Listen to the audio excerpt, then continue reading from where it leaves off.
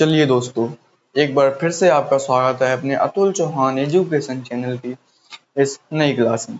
जैसा कि इससे पहले वाली क्लास में हम सवाल नंबर 37 तक कर चुके हैं और आज की इस क्लास में हम शुरू करेंगे सवाल नंबर 38 से। और आज की इस क्लास में हम जो पहला चैप्टर है हमारा कूलाम का नियम तथा वैद्युत उसके सारे न्यूमेरिकल हो जाएंगे, ठीक है।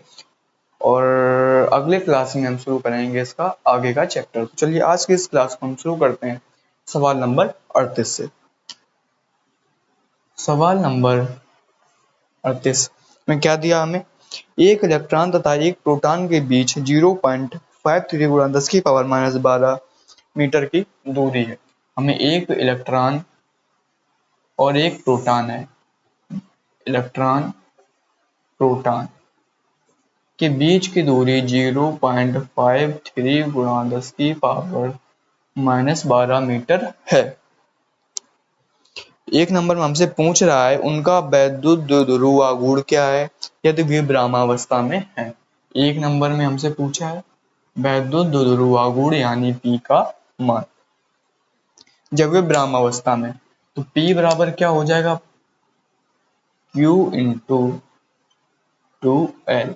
ब्रह्मावस्था में मतलब जो इलेक्ट्रॉन है वो प्रोटॉन के चारों ओर चक्कर लगाता है ना, नाभिक में प्रोटॉन और न्यूट्रॉन होते हैं, उसके चारों ओर इलेक्ट्रॉन चक्कर लगाता है। तो अभी चक्कर नहीं लगा रहा, मतलब ब्रह्मावस्था में है। तो हमसे पूछा है द्विध्रुव आघूर्ण, तो P बराबर क्या हो जाएगा, Q का मान क्या होगा, इलेक्ट्रॉन प्रोटॉन पर आवेश होता है वो बराबर होता है, बस प्रकृति विपरीत होती है।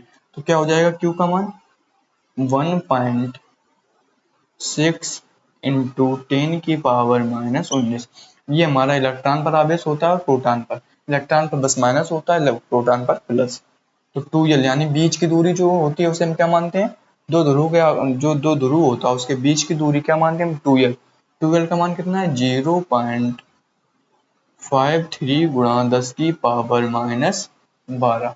तो P बराबर आ जाएगा 16 का गुणा करेंगे, 16 48, 16 85 4 84, 3 अंक के बाद दशमलव गुणा -19 -12, 19 2 21, 21 10 31, 10 की पावर -31। तो P बराबर हम लिख सकते हैं 8.48 गुणा 10 की पावर, एक घात और माइनस हो जाएगी तो हो जाएगा -32 coulomb into metre, coulomb into metre, coulomb into metre. अगर हमसे दिशा पूछे, दिशा कैसे होगी, जो वैद्युत ध्रुव दिशा होती है माइनस से प्लस की ओर यानी प्रोटॉन की ओर दिशा होगी, ठीक है। और फिर हमसे 2 नंबर में क्या पूछा है, 2 नंबर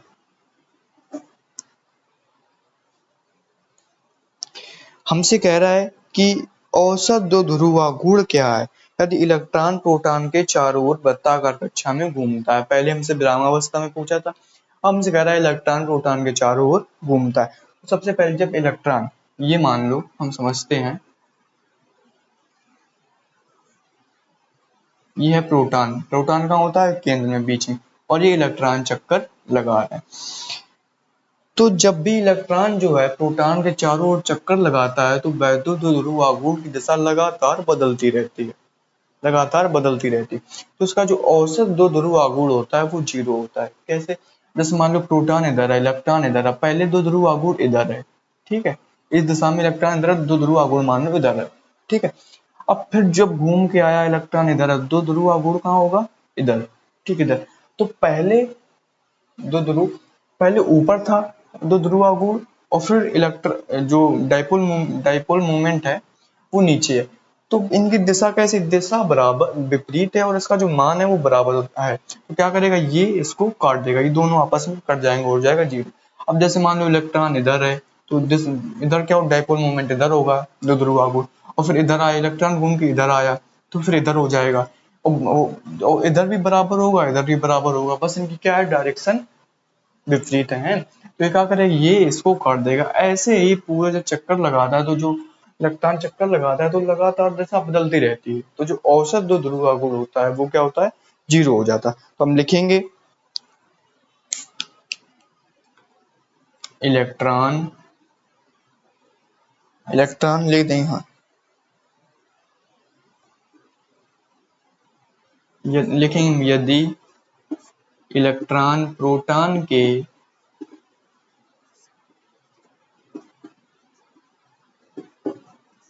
चारों ओर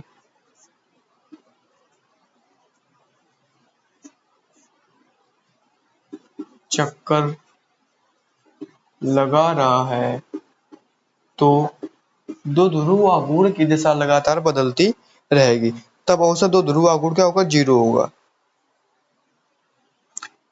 लगा रहा है तो दो ध्रुव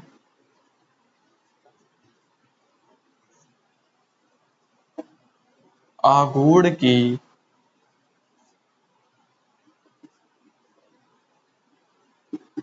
दिशा बदलती रहती है।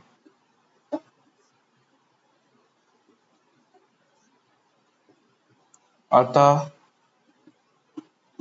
औसत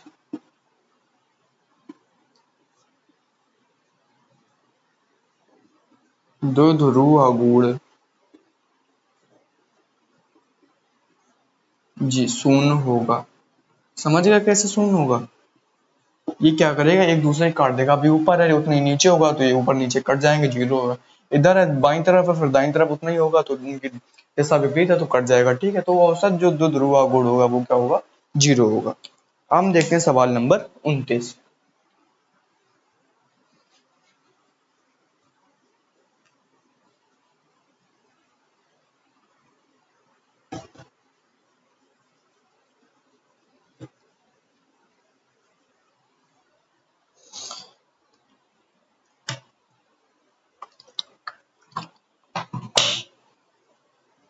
आप देखते हैं सवाल नंबर 39।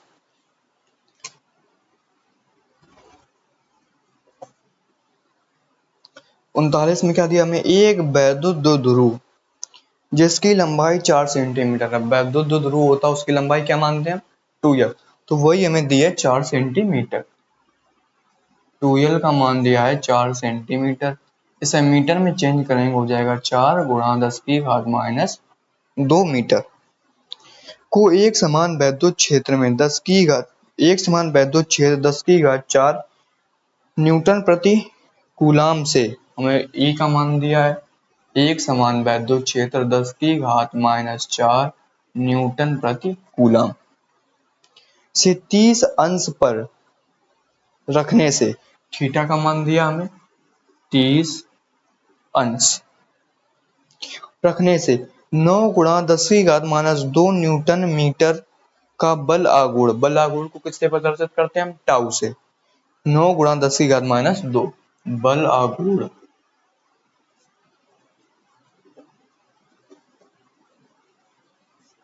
बल आघूर्ण टाउ मान क्या दिया हमें, 9 गुणा 10 की घात माइनस 2 न्यूटन इंटू मीटर का बल आघूर्ण लगता है। दो ध्रुव आघूर्ण की गणना करनी है हमें। किसकी, दो ध्रुव आघूर्ण यानी P की गणना करनी है। तो टाउ बराबर क्या होता है, हमने पढ़ा है टाउ बराबर पी ई साइन थीटा।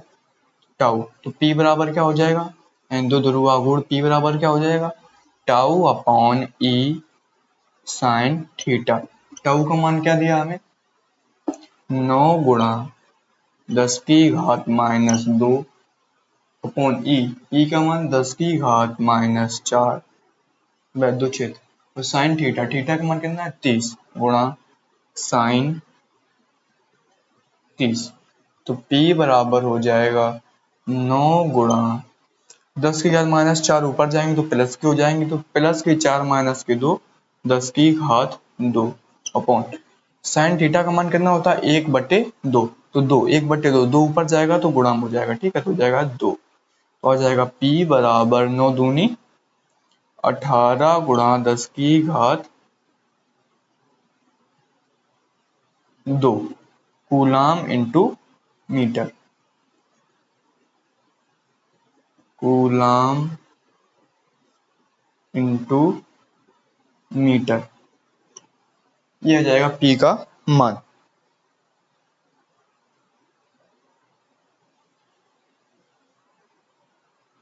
दस की घात -2, 1 मिनट, 10 की घात -2, आंसर दिया हमें कितना 1.9 गुणा 10 की घात -6। ई का मान हमें ये +4, ये गलती हो गई, हमें इस ई का मान दिया 10 की घात 4, इधर रखेंगे हम 10 की घात 4, तो ऊपर जाएंगे तो माइनस के हो जाएंगे तो आएगा 10 की घात -6।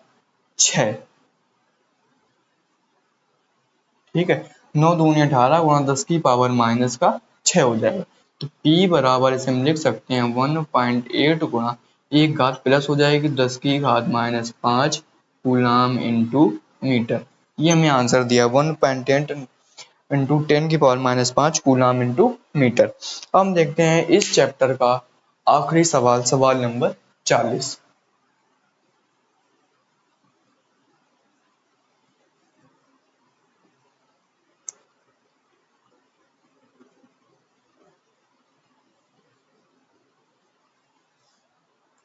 सवाल नंबर 40 में क्या दिया हमें, एक माइक्रोकूलाम तथा -1 माइक्रोकूलाम के दो बिंदु आवेश हैं, एक है -1 माइक्रोकूलाम, एक है +1 माइक्रोकूलाम के दो बिंदु आवेश एक दूसरे से 2 सेंटीमीटर की दूरी पर हैं। इनके बीच की दूरी है 2 सेंटीमीटर दूरी पर हैं स्थित है। दोनों मिलकर एक वैद्युत द्विध्रुव की रचना करते हैं। यह वैद्युत द्विध्रुव 1 गुणा 10 की घात -1 गुणा 10 की घात 5 वोल्ट प्रति मीटर के एक समान वैद्युत क्षेत्र में रखा है। ई का मान हमें दिया है 1 गुणा 10 की घात 5 वोल्ट प्रति मीटर। जो वैद्युत क्षेत्र होता है उसका ये मात्रक भी होता है, ये हम आगे पढ़ेंगे। ठीक है, वोल्ट प्रति मीटर के एक समान वैद्युत क्षेत्र में स्थित है। ज्ञात कीजिए, हमें 1 नंबर हमसे पूछा है वैद्युत द्विध्रुव आघूर्ण, P का मान पूछा है, वैद्युत द्विध्रुव पर आरोपित अधिकतम बल आघूर्ण यानी बल आघूर्ण यानी मतलब टाउ, और अधिकतम टाउ मैक्स का मान पूछा है। तो 1 नंबर P बराबर क्या हो जाएगा, Q इंटू 2L। तो P बराबर Q का मान कितना है 1, माइक्रो है तो चेंज करेंगे 10 की घात -6 गुणा 2L यानी बीच की दूरी कितनी है 2 सेंटीमीटर, सेंटीमीटर को मीटर में चेंज करेंगे 10 की घात -2। P बराबर हो जाएगा 2 गुणा 10 की घात -8 कूलाम इंटू मीटर। ठीक है, P बराबर हो जाएगा 2 गुणा 10 की घात -8 कूलाम इंटू मीटर। फिर हमसे पूछा है टाउ मैक्स। टाउ मैक्स कब होता है, टाउ बराबर सबसे पहले टाउ बराबर क्या होता है P E sine theta. Sine theta का अधिकतम मान क्या होता है, एक वो कब होता है जब साइन 90 का मान होता है, साइन 90 का जो साइन का मान होता है उसकी साइन की सबसे अधिकतम वैल्यू होती है 1, और कब होती है साइन 90 का मान होता है 1। ठीक है, तो हम जब दो ध्रुव होता है, जो दो ध्रुव होगा उसे हम वैद्युत क्षेत्र के जब लंबवत रखेंगे यानी थीटा का मान हम 90 अंश लेंगे, तब हमारा जो ध्रुव का बल जो बल आघूर्ण होगा यानी टाउ, वो टाउ का अधिकतम मान होगा।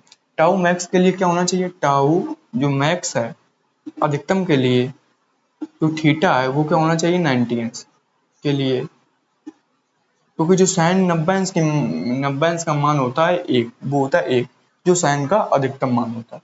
तो टाउ मैक्स बराबर हो जाएगा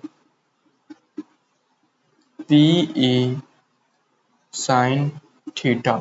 पी का मान कितना है 2 गुणा 10 की घात -8 गुणा ई का मान 1 गुणा 10 की घात 5, 1 गुणा 10 की घात 5 गुणा साइन थीटा, थीटा का मान कितना साइन 90।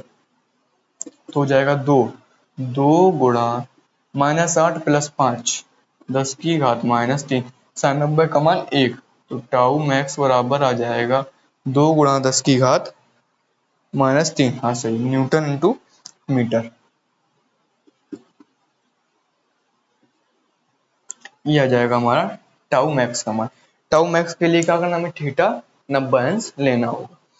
तो चलिए आज की इस क्लास में जो पहला चैप्टर है क्लास 12 फिजिक्स, ये सब न्यूमेरिकल कर रहे हैं, वो कुमार मित्तल बुक से हम कर रहे हैं। उसका जो पहला चैप्टर है कूलाम का नियम तथा वैद्युत, वो हमारा पूरी तरीके से खत्म हो चुका। उसका एक एक सवाल हमने बिल्कुल आराम से कर लिया।